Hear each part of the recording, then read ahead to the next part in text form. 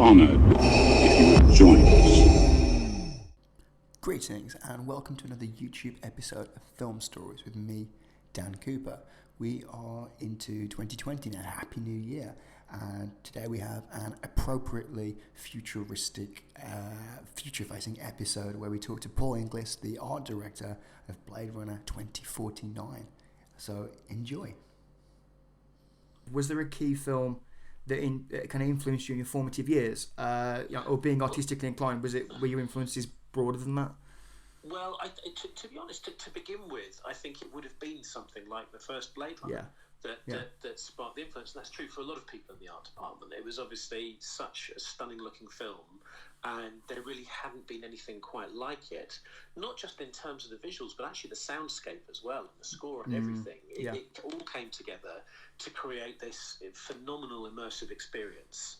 You know, a real sense of being somewhere else. And obviously it's a little ironic to be having this conversation with you today, given that we are now November 2019, which is where that film was set. Yeah.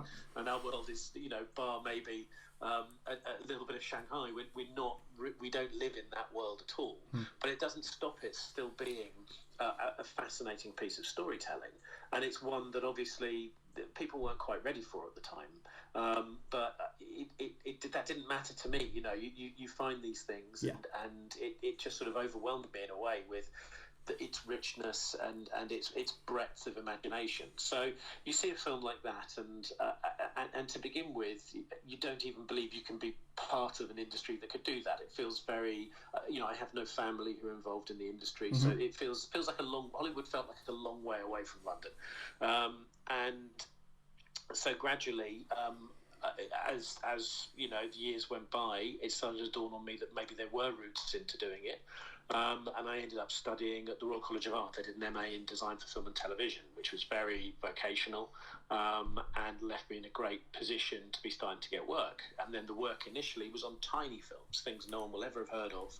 But bit by bit, you know, you treat every film, it doesn't matter what it is, you know, you put your all into it. And bit by bit, the projects get a little bigger, you meet more people, your range of contacts broadens, and one day you find yourself doing Children of Men, which at the time none of us quite knew what it was going to be or what impact it was going to have. And that's the strange thing about the film world. You know, a film that will help change your career can come along without you ever realising it at the time. And then I suppose the opposite side of that coin is you're working on a film like 2049 when you know ahead of time, accepting the project, that it's something with a huge amount of expectation, Absolutely, and a huge weight behind it. And you've worked on some major franchise pictures, all set within pre-existing fictional universes: Blade Runner, the Bond franchise, Prometheus. So, I mean, these films have got a distinct pre-existing iconography.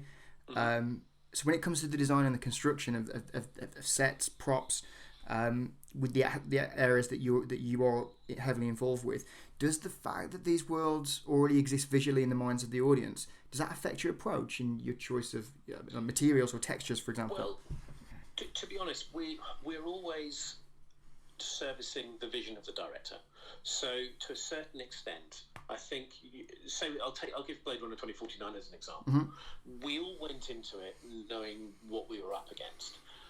The only thing you can do is set those concerns aside to a degree and just try and do that specific job to the best of your abilities. And I think we're always looking for texture. We're always looking for things that it's a medium of photography. So we have to create sets that look right to the camera. Now, sometimes that's about making them exciting and vibrant.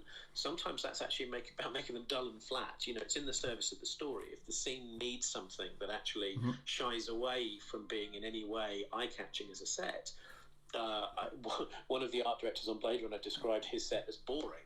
And he was a bit frustrated by it till I pointed out to him that actually that was perfect for the story. That's what it needed to be. And actually in the film, it works brilliantly. So it's a case of taking what the director needs from story and letting the process unfold in the way it will. So with Blade Runner, to begin with, the instinct was to actually shy away from trying to recreate the original film because you just can't. And so many films that have come since then have borrowed from it and been inspired by it, influenced by it. So if you end up taking that same route, you end up with something that just looks like all those other films that have come along, and that's not what Ridley did in 1982. So the instinct was actually to try and say, okay, well, we're 30 years further on. What has this world turned into? What can it be now? And then gradually, we had a 7-month prep period on that. Gradually, the Blade Runner influences from the original started folding themselves back in. So where Denis started from a point that was quite different, bit by bit, the things that needed to come back in came back in. And I think we found a place to live that doesn't look identical to the original film, but still feels like a continuation of that universe in some way, albeit seen through the eyes of Denis and through Roger. Yeah. And speaking of Roger, I mean, he's a legend when it comes to cinematography. The lighting has such an important relationship with the physical set in the film, because it brings it to life. It helps to create that kind of sense of mood, almost a sense of character, I suppose. At what point for you in the workflow? What point do you kind of conceptualize the lighting, and when do you get to see that? Do you work with models or previs? When do you get to see that relationship between the lighting and the set? Well, Roger on Blade Runner 2049 was brought on very, very early on in the process. So he was actually on probably a couple of weeks before Dennis Gassner, the production designer, for a stint to begin with in Montreal. And the three of them, Denis, Roger and Dennis, sat with storyboard artists, and they worked through the script and through key sequences and started creating ideas for it. Yeah. Meanwhile, we had a small team of concept artists already working at Shepperton, which is where we started off for a couple of months before production committed to Budapest as their shooting base. And concept art now starts conveying all those things. The concept artists often work in 3D, they'll be rendering stuff, then painting over. So actually creating accurately lit spaces, or spaces that represent what the cinematographer wants to see, including what they want to see in the CG set extensions, is a very common part of the process. And in some ways it's brilliant, and in some ways it can be dangerous, because the concept art now is at such a high level that it's got to all be right, and there are so many aspects to it. There's costume, there's lighting, there's environment, there's weather, there's texture, there's colour, there's even what emotion the characters in it are portraying, because we always want to have figures in our concept art, A, to help give scale, and B, to help give storytelling, so the image is more than just an architectural rendering, so it becomes more like a frame of the film. But in doing so, there are so many different things to have to get right. There are so many different aspects to consider that in the early days, it's hard to get any of those right. So sometimes sketches are better and the light will follow, but Roger would give us photo references of lighting ideas he was thinking about using within the sets. And so the foremost with that was inside the Wallace Corporation, with the constantly moving light. Yes. The other key thing was the sense of what the city exterior would be like, and the fact that we never see the sun. The fact that even in daylight, it's so overcast and so smoggy that you can't ever see that disk of the sun. You're kind of disassociated from nature almost totally. It's become an entirely artificial environment. And it's funny, removing the sun did so much to change what those landscapes felt like. And then inversely, when you're inside the Wallace Corporation, that's the one time where you feel like you're seeing sunlight streaming in through slots or through unseen skylights and raking, but artificially quickly raking across as though a day has turned into an hour. So that was all there very early on. So we knew that we had to craft sets that took that imperative into mind, that was something that could be manifested inside the sets, and I think it worked very effectively. And do you, I mean, the Wallace building, it was, I suppose it was going to be difficult to match or top the Tyrrell superstructure from the original film, but the use of sunlight there, the suggestion of sunlight was ingenious, because he, as an ultra capitalist, it seems like he's the only one that can afford the sun. Well, exactly. It's like he creates artificial life, and what gives us life? The sun, sunlight, the energy, photosynthesis, all those things. Without the sun, we wouldn't have the conditions to have life on Earth. So it really is a very bold, very strong metaphor.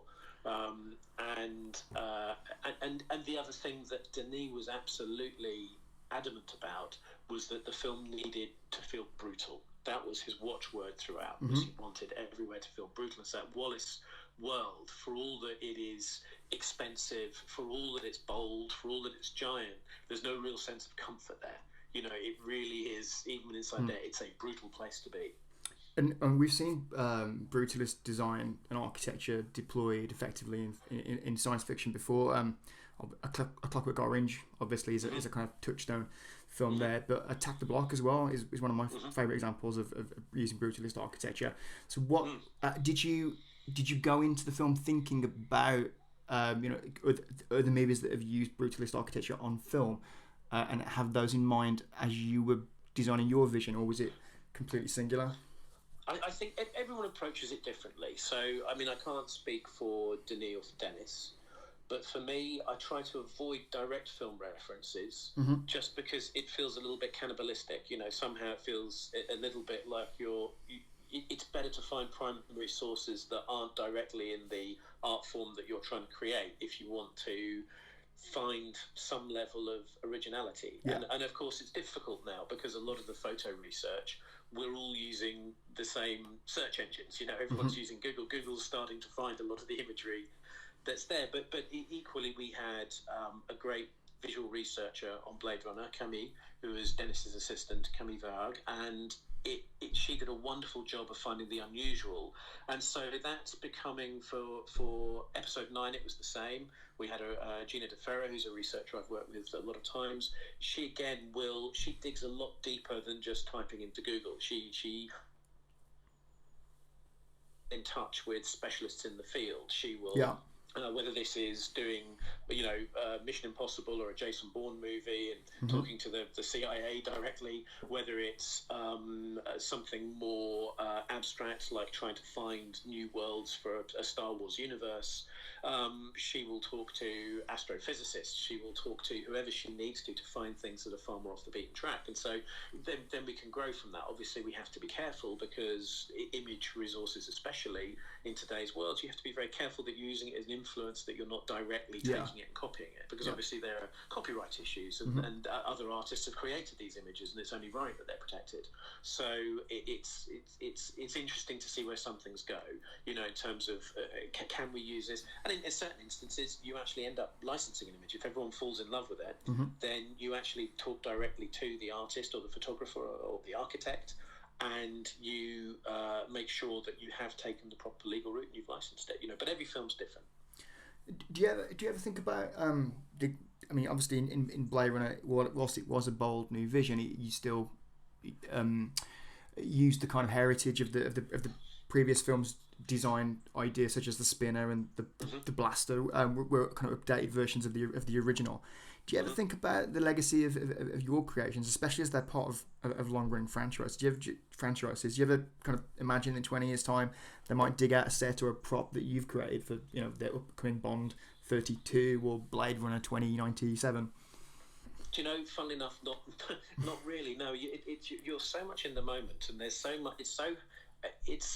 I think because expectations are high, and because you're always trying to create a physical manifestation of what is in someone else's head, which is very tricky to do. So much concentration, so much effort goes into just creating the here and now that you don't have much opportunity to think forward. And also, the filmmaking is very fragile.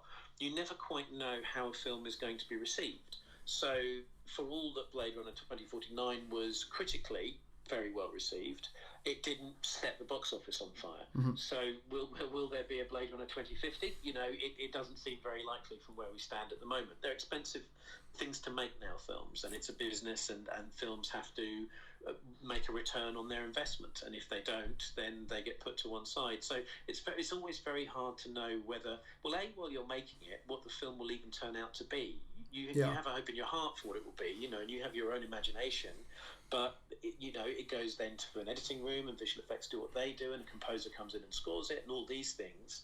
And at the other end, maybe, for Blade Runner, it was nearly a year from me finishing on the film until I saw it. And you just don't know what it's going to become. So, funnily enough, it's even in that level, it's hard to think about the future. It's hard to know what's actually going to be there. So it's moreover, by the time the film is out, by the time you're already heavily invested in your next project, hopefully. You're knee deep in whatever it might be. So no, the future's kind of a blurry place for filmmakers. So certainly I don't tend to imagine the future life very much. I tend to try and make sure that each day I'm on the project I'm doing is as good as it can be, and you enjoy it and appreciate it as best you can in amongst the stresses and strains of it. And so funnily enough, it's not something that actually does sit in my mind very much. So that was our chat with Paul. Please do, if you haven't already, subscribe so you can get more film stories. We're back here every week with interviews with people from the film world. In the meantime, don't forget that you can get more film stories. You can check out our print magazine, which this month features The Party's Just Beginning, Karen Gillan as the cover star. This Film Stories Junior, a magazine written for young people by young people. And if you want more film stories on top of that, you can of course check out the website filmstories.co.uk, where there's long form writing and news stories every day. There's the whole Film Stories project on Twitter at Film Stories Pod, Facebook at Film Stories Online, and the excellent range of podcasts at a podcast download of your choice. And I'll see you back here next week with another film story. Bye bye now.